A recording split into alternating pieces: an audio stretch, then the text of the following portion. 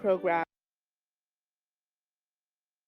have made Ireland their home and who avail of English classes provided by volunteers at the Intercultural Language Service. This evening, we are meeting people who live an alternative lifestyle, and our first story is of a man who lives in an unusual home in Dublin. Dr. Peter Sheehy has travelled widely and lived in many places around the world before returning home to Dublin. In recent years, his home has been the Royal Canal. Our reporter Valerie Waters went to visit him. A barge on the banks of the Royal Canal near Castleknock in Dublin is the home of Dr. Peter Sheehy. He is the son of two Irish emigrants who worked in England in the 1950s. They returned to Ireland with Peter and his siblings when Peter was 3.5 years old and lived for the rest of their lives in West Cabra, not far from where Peter now lives. As a child, I was always fascinated with water, and I was fascinated with boats, and it took me quite a long time to get one, but I'm finally there. Peter Sheehy left Dublin in the late 1980s and went to live in Switzerland, where he taught English. In the late 1990s, he moved to Milan in Italy and lived there until 2003. When he returned to Dublin, he studied for a doctorate in how intercultural storytelling promotes integration and social cohesion. Now he lives on his barge. His material needs are simple. Living on a barge is a minimalist experience. In fact, you're constantly removing things from your life. You're not adding things.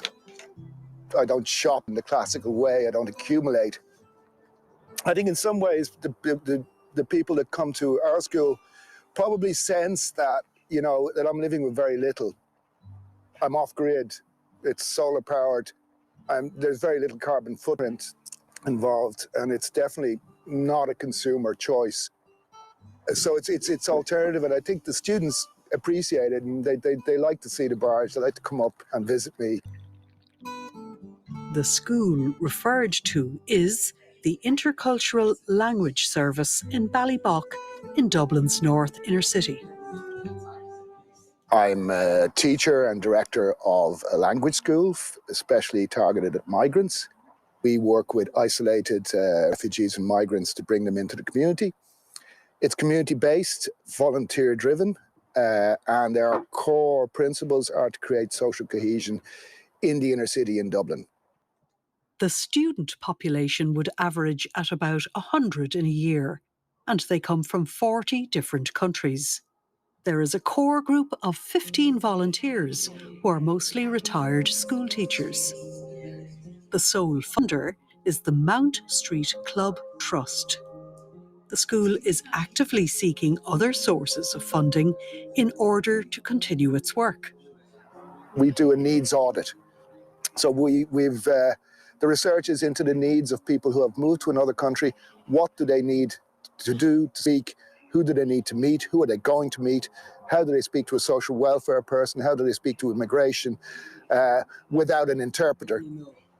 So our method is very much based on the reality they have around them. Today, 4 of the students from the Intercultural Language Service and 1 of the volunteer teachers have come to visit Peter. This group have become good friends. Marie-Jeanne Frankem came to Ireland from Cameroon in 2016. With a lot of hard work and determination, and with help from her teacher Eileen Glennon, she qualified as a healthcare worker.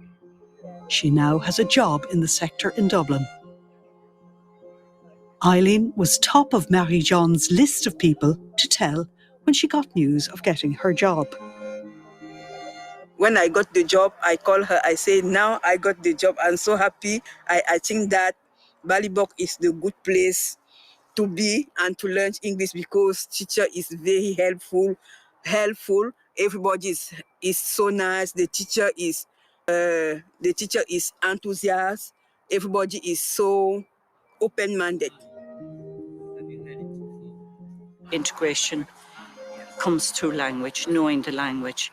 And lots of our students had very, very basic, just vocabulary. And we built on it. And now they're fully integrated. They're able to partake in society. They can go to the cinema, they can go to the theatre, and very basic things that we take for granted. They're now happy to do, you know. Lots of them have taken trips outside of Dublin. They've gone around the country, you know, they're beginning to know more about the culture. Nasuha Hosari, who is from Syria, had not a word of English when he came to Ireland in 2015.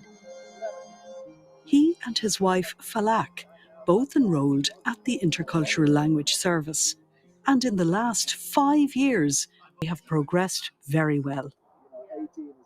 Nasuha also took up painting for the first time ever in his life, much to the surprise of Falak. Painting helps him to relax and to forget his problem, and yeah, it's very like therapy. Another beneficial part of the Intercultural Language Service is storytelling, a project initiated by Dr. Sheikhy. The storytelling is not fairy stories, it's biographical storytelling.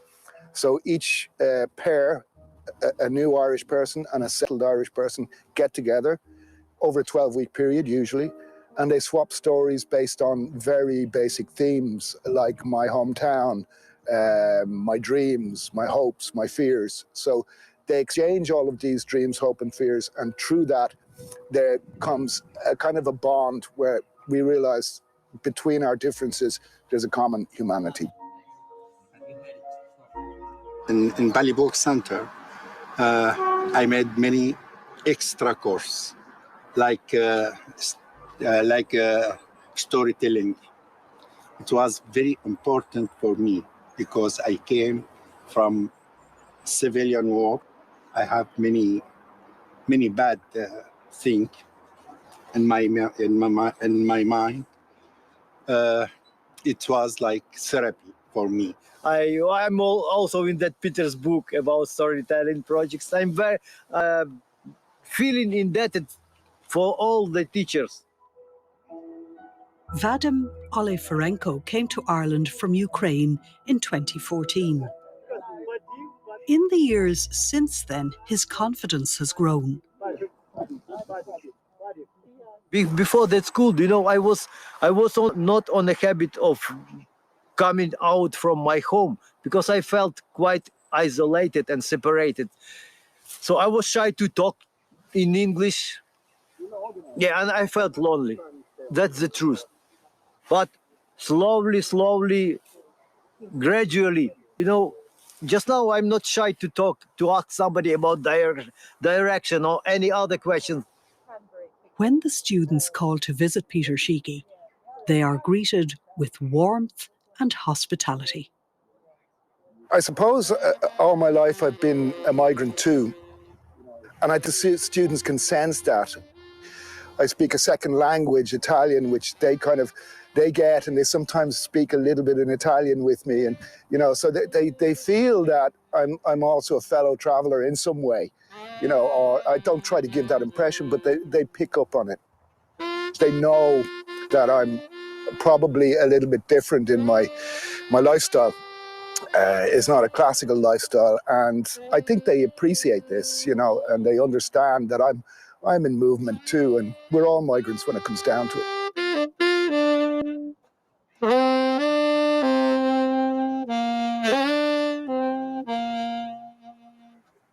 For more information on the classes at the Intercultural Language Service, go to the website on screen now. And interesting